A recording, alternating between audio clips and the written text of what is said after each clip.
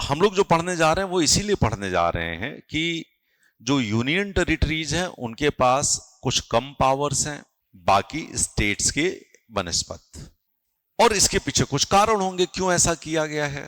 एक तो चीज ये हो गई, दूसरी चीज ये हो गई कि ये ऐसा किया गया है तो ठीक है, उसके लॉजिक्स ठीक है।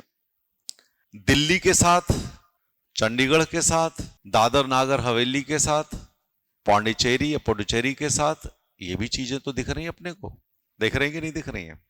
तो why are we thinking about asymmetric federalism, ये असिमेट्रिक फेडरलिज्म की बात ही क्यों होनी चाहिए।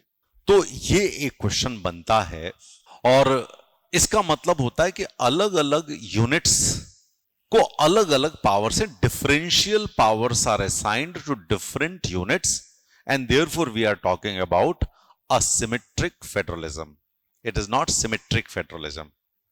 क्लियर। अब देखो, यदि हम असिमेट्रिक फेडरलिज्म की बात करें और यूनियन टेरिटरीज की बात करें, और ऐसे में हम यदि 5th और 6th शेड्यूल की बात नहीं करें तो बात पूरी नहीं हो पाएगी, क्योंकि 5th और 6th शेड्यूल के लिए भी कुछ स्पेशल पावर्स हैं, चाहे वो शेड्यूल एरियाज की बात की जाए और चाहे वो ट्राइबल एरियाज की बात की जाए। असम, मेघालय, त्रिपुरा, मिजोरम, इसकी बात की जाए, या इनको छोड़ करके जो एरियाज जिसमें ट्राइबल्स हैं उसकी बात की जाए, जो बाकी नॉर्मल स्टेट में भी हो सकती हैं, तो वहां पर भी कुछ डिफरेंट पावर्स दी गई, ये सबको पता है ना। तो जब हम बात करते हैं यूनियन टेरिटरीज की, तो ये हमारे पार्ट 8 ऑफ द कॉन्स्टिट्यूशन में है, आर्टिकल 239 से 241। अब देखो, जैसे स्टेट्स में आप देखते हो कि head of the state is governor होता है ना, लेकिन जब हम यूनियन टेरिटरी की बात करते हैं तो हेड ऑफ द स्टेट कौन है वहां का? कोई is head of the state there? कोई नहीं होता है। ऐसा कभी हो सकता है कि कोई भी ना हो, तो प्रेसिडेंट हुआ कि नहीं हुआ? प्रेसिडेंट ही हेड हो रहा है ना वहां का, क्योंकि जो करेगा वो प्रेसिडेंट करेगा, जो करवाएगा वो प्रेसिडेंट करवाएगा। So they are governed by the president, and president appoints an administrator. President ने एक एडमिनिस्ट्रेटर अपॉइंट कर दिया और वो वहां पर देख रहा है सब चीजों को। तो बेसिकली हेड कौन हो रहा है? प्रेसिडेंट। सारा कुछ उसी के जिम्मे पड़ा हुआ है, ठीक है। और यदि देखें तो जो यूनियन एग्जीक्यूटिव है, जैसे प्रेसिडेंट है, वही उसको सबको संभालता है, और इसी तरह से जो हमारी पार्लियामेंट है वही उसके लिए कानून बनाती है। कुछ ऐसी यूटीज को छोड़ दिया जाए जिनकी अपनी असेंबली है ना ऐसा, तो वहां पर कानून बनाने का अधिकार उनको भी दिया गया है, ठीक है। याद रखिएगा कि पार्लियामेंट के पास पावर है कि वो इन टेरिटरीज के स्टेटस को चेंज कर सके। जैसे मैं एग्जांपल देता हूं, गोवा पहले यूनियन टेरिटरी हुआ करता था, याद है ना, लेकिन गोवा को फुल फ्लेजेड स्टेट का दर्जा दे दिया गया, और उस समय प्राइम मिनिस्टर हुआ करते थे राजीव गांधी जी, ठीक है। तो पार्लियामेंट के एनेक्टमेंट से ही ये चेंज होता है, ये भी ध्यान रखिएगा, स्टेटस चेंज होना है तो। और दूसरा आप देखिए, state of Jammu and Kashmir हुआ करता था, जब आर्टिकल 378 को रिवोक किया गया, खत्म किया गया, तो वहां पर 2 यूनियन टेरिटरीज बना दी गई, एक UT of Jammu and Kashmir और दूसरी यूटी ऑफ शाबाश लद्दाख। हो गया कि नहीं हो गया? तो फिर ये पार्लियामेंट्री पावर है। तो इस बात को भी दिमाग में रखना कि ये ऐसा ना हो कि वहां पर पूछा जाए who has the power to change, A the president, B the parliament, C the union executive या काउंसिल ऑफ मिनिस्टर्स, और D none of the above. तो क्वेश्चन में गड़बड़ हो जाएगा ना तुम्हारे से, तो ये ध्यान रखिएगा। तो यदि आप बात करें तो स्टेट में लेजिस्लेचर रहता है, यूनिकैमरल हो सकता है, बाईकैमरल हो सकता है। यह आपका काम है कि अभी इंडिया में किन किन स्टेट्स में बाईकैमरल लेजिस्लेचर है। जैसे मध्य प्रदेश में नहीं है, जहां पर होता है उसको हम लोग विधानसभा और अपर हाउस को विधान परिषद बोलते हैं। क्या बोलते हैं? विधान परिषद, जैसे उत्तर प्रदेश में है। तो जब बात होती है तो सेंटर स्टेट रिलेशंस में यदि देखा जाए तो सेंटर के का स्टेट के साथ रिलेशनशिप ऑलमोस्ट फेडरल होता है, लेकिन यूटी के साथ it is purely unitary in nature. ठीक है, क्लियर? अब स्टेट्स के पास अपनी पावर्स हैं, यूटी को गवर्न भी प्रेसिडेंट करता है, they are not self governing. अब देखो क्यों बनाए गए ये सब, तो ये पॉइंट तो तुम 10-15 अपने आप से बना सकते हो। जैसे लिख सकते हो politico administrative considerations, politico administrative considerations, Delhi को बनाया गया, चंडीगढ़ को बनाया गया, ये पॉलिटिको एडमिनिस्ट्रेटिव कंसिडरेशंस हैं। इसी तरह से कल्चरल डिस्टिंक्टिवनेस, याद होगा पहले जब गोवा को बनाया गया तो कल्चरल डिस्टिंक्टिवनेस थी। आज गोवा भले ही नहीं हो यूटी, लेकिन अब वो स्टेट हो गया, लेकिन कल्चरल डिस्टिंक्टिवनेस तो थी कि नहीं थी? लेकिन पुडुचेरी, दमन, दीव, दादर नागर हवेली, ये सब कल्चरली बहुत डिस्टिंक्टिव हैं।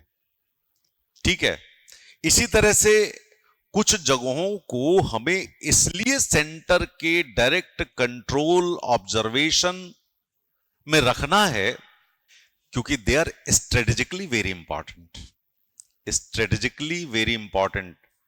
आप देखें अंडमान निकोबार इंडियन ओशन को कमांड करने के लिए, लक्षद्वीप इंडियन ओशन को कमांड करने के लिए, है ऐसा कि नहीं है?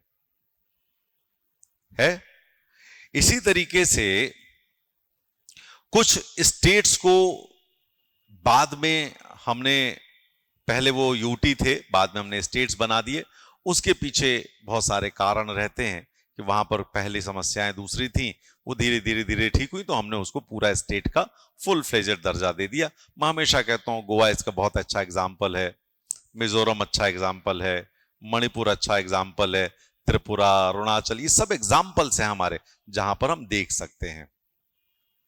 ठीक है, अब जो आप पढ़ते हो उसमें एक आर्टिकल 239 पढ़ते हो आप, article 239, this is for administration of union territories, administration of union territories.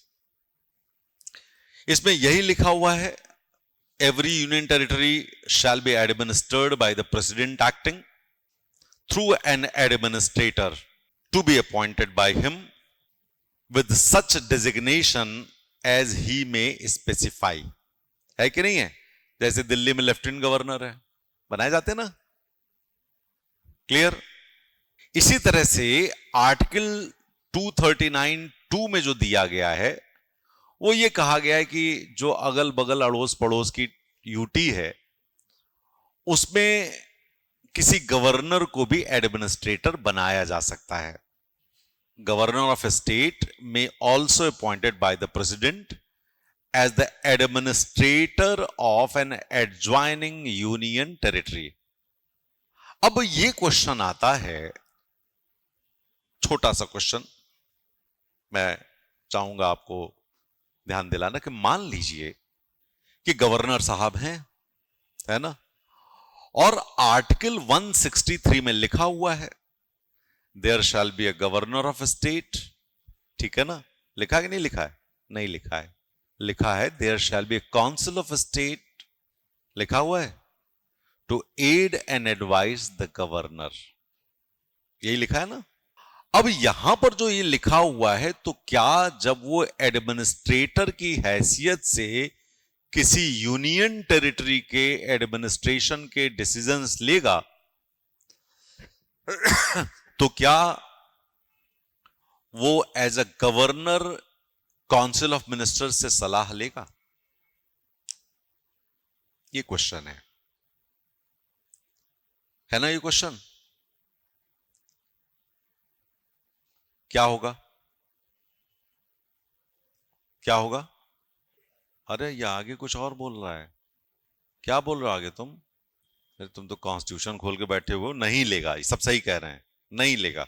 He can take independent decisions, याद रखिएगा। एडमिनिस्ट्रेटर के पास उतनी ही पावर्स होंगी जितनी की प्रेसिडेंट उसको देगा, ये और याद रख लीजिएगा, ठीक है? क्लियर? अब देखो यहां पर एक हमारे पास वर्ड आता है कि भाई यूनियन टेरिटरी है और खूब अच्छे से काम कर रही हो, ठीक है? तो वहां पर क्या काउंसिल ऑफ मिनिस्टर या लेजिस्लेचर बनाया जा सकता है? और वो लेजिस्लेचर कौन बनाएगा? ये अगला क्वेश्चन है हमारे लिए। जो आर्टिकल 239A है वो किसके लिए? पुडुचेरी के लिए। आप ये याद रखिएगा, पुडुचेरी का 2006 के पहले नाम पौंडीचेरी हुआ करता था, ये भी आप याद रखिएगा, पौंडीचेरी, ठीक है? क्लियर? अब यहां पर पौंडीचेरी के लिए जब 239A हम यूज करते हैं तो ये याद रखना है कि पुडुचेरी के लिए 239A स्पेसिफिकली पुडुचेरी के लिए है। क्वेश्चन पूछे जाएंगे ऐसे, बाकी बहुत सारे नहीं पूछे जाएंगे, लेकिन इनके लिए पूछा जाएगा कि पुडुचेरी के लिए है। क्लियर? यहां पर यह कहा गया है कि भाई एक लेजिस्लेचर बनाया जाएगा जो इलेक्टेड भी हो सकता है या पार्टली नॉमिनेटेड भी हो सकता है, अंडरलाइन कर लेना, ठीक है? ये याद रखिएगा, इसके लिए दोनों की व्यवस्था की गई है, लेजिस्लेचर के लिए भी और काउंसिल ऑफ मिनिस्टर्स के लिए भी। अब कहानी ये है कि article 239A 14th amendment act 1962 से लाया गया, 14th अमेंडमेंट एक्ट 1962। क्लियर? अब देखो बहुत इंपॉर्टेंट लाइन यहां पर, सुनोगे तो समझोगे, ये हमको समझना चाहिए। अब ये कहा जा रहा है कि जो यहां के लेजिस्लेचर्स लेजिस्लेट करेंगे that is on the behalf of the union parliament. बहुत ध्यान से सुनना अब इस बात को, क्या कह रहा है? On the behalf of union parliament. तो क्या यदि on the behalf of union parliament कर रहा है तो क्या यह कॉन्स्टिट्यूशन का भी अमेंडमेंट कर सकता है? कॉमन सेंस है, नहीं कर सकता है, लेकिन यह पता होना चाहिए 368 के हिसाब से काम नहीं करेगा। क्वेश्चन कैसे पूछेंगे? Is article 368 available for the state of Puducherry under article 239A? Option A yes, option B no, option C yes with the consent of the president, option D none of the above. तो इसका उत्तर होगा no. लेकिन 2 बार S दे रहा है examiner, तो आदमी को लगेगा यार यस वाला तो कुछ हो सकता है, जरा देखो यार एस वाले में लगाओ, कंसेंट ऑफ प्रेसिडेंट से हो जाए तो हो जाए, नहीं होगा। ये क्वेश्चन यहां पर ऐसे बनेगा, इस बात को आपको ध्यान रखना है।